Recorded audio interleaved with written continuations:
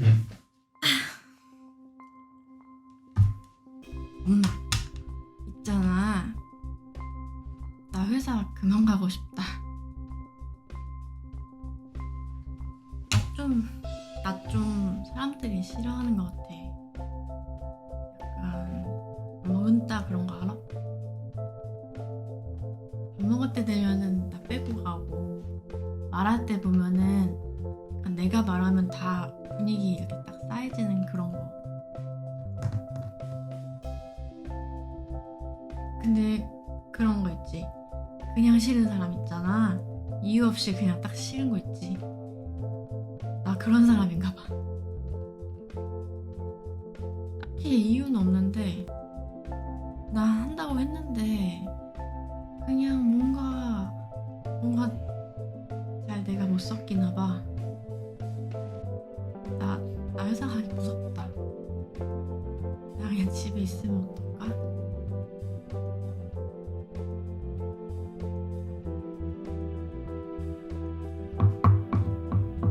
너 그렇게 부정적인 생각을 하면은 진짜 그런 게 사실이 돼. 자꾸 있잖아. 사람들이 너를 그렇게 생각한다. 네가 그렇게 생각을 해가지고 그렇게 되는 거다 너. 하지마. 안 들은 걸로 할게. 엄마도 씻어야겠다 야. 아이고 우리 딸 감사할 줄 모르네. 요새 회사 가기 얼마나 힘든데 나한테 다닐 회사가 있다 이런 걸 감사해. 감사가 정답이야. 감사하자 우리. 감사하자.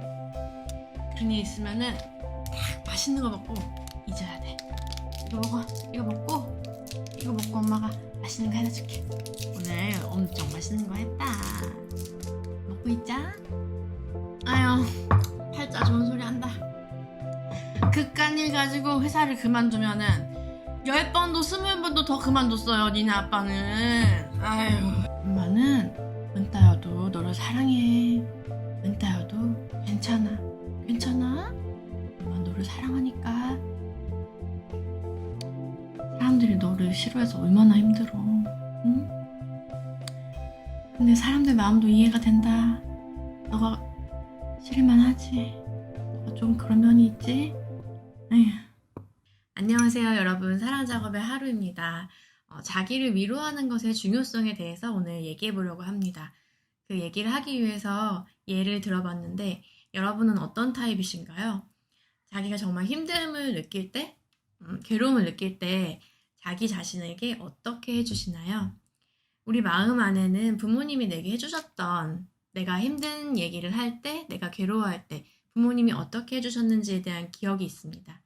그리고 많은 경험을 통해서 주로 어떻게 해주는 나의 성향이 있는데요. 우리가 힘들 때 자기 자신을 어떻게 대하는지 제가 영성 공부를 하면서 저 자신에게 했던 것들을 유형별로 정리해서 한번 앞에 보여드렸습니다. 여러분은 어떻게 하시나요? 저는 주로 회피하는 방식으로 아예 그런 일이 없는 것처럼 그렇게 하는 타입이었어요. 예를 들면 사람들이 나를 피하는 것 같고 안 좋아하는 것 같다고 하면 그걸 아예 안 느끼는 거죠. 아예 그냥 그런 일이 없는 것처럼 행동하는 거예요. 난 괜찮아. 그냥 신경 안 쓰는 것처럼 하는 건데 사실은 엄청나게 신경 쓰고 있고 엄청나게 이 문제를 해결하려고 하지만 그 감정 자체는 아예 봐주지 않는 식으로 늘 살아왔어요. 그런데 중요한 점이 있습니다. 감정은 아이와 같은 거라서 우리가 내면 아이라고도 부르는데요. 마치 하나의 감정이 하나의 인격체를 가진 아이 같아서 내면 아이란 이름이 붙게 된 겁니다. 그런데 우리가 계속해서 느껴주지 않고 회피하고 저항한 감정들은 우리의 무의식 안으로 들어가게 됩니다. 즉, 우리의 무의식 안에는 상당히 많은 수의 내면 아이들이 살고 있는 것이죠. 그런데 우리가 의식해주지 않는 것은 나에게서 사라지고 없어지는 것이 아니라 내 무의식 안에 고스란히 저장이 됩니다. 내가 그 느낌에 저항하면 저항할수록 그 감정적인 내면 아이가 가진 에너지는 점점 더 커지게 되고 내가 느끼지 못할 뿐이지 내 안에 계속 있게 되는 것이죠. 우리는 생각이 현실을 창조한다는 것을 배워서 알고 있습니다. 우리 무의식 안에 있는 생각 또한 그러한 힘을 가지고 있죠. 그래서 내 무의식 안에 저장된 내면 아이들을 내가 계속 인식해주지 않으면 그 아이들은 내 몸에 통증을 일으키거나 현실의 사건으로 나에게 나타나게 됩니다. 버림받은 마음의 아이를 계속해서 버리면 내가 현실에서 버림받는 일이 일어나게 됩니다. 지금은 간단히 이렇게만 언급하도록 하겠습니다. 내가 무의식에 버린 내면 아이들은 현실을 통해서 계속해서 내 앞에 나타나게 됩니다.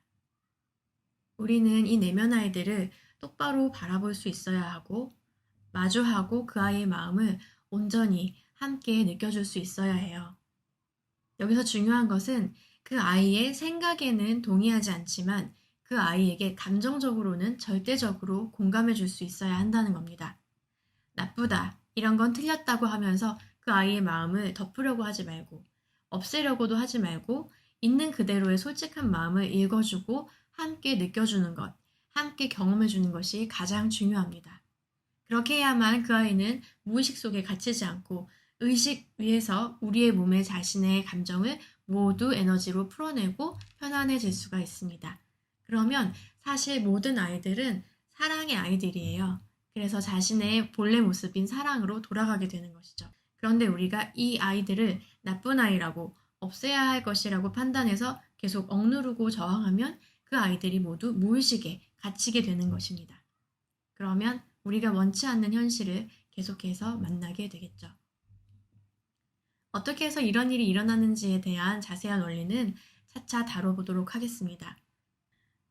오늘 이 얘기를 하는 이유는 자기 자신을 위로할 수 있는 것이 무엇보다 중요하다는 얘기를 하기 위해서입니다. 자기를 위로할 수 있는 사람은 부정적인 감정들에 걸림없이 자신이 원하는 삶을 창조해 갈 수 있습니다. 그런데 우리는 항상 부정적인 감정에 저항하고 맞섬으로써 내가 원치 않는 현실을 더욱 더 많이 현실에 창조하게 되는 실수를 범하게 됩니다. 그러면 앞에서 말한 것 같은 경우는 어떻게 해줘야 할까요? 이것을 말로 하는 것은 너무 어렵지만 제가 가장 유사한 모습으로 가장 제가 받고 싶었던 위로를 보여주는 엄마의 모습으로 표현해 보도록 하겠습니다.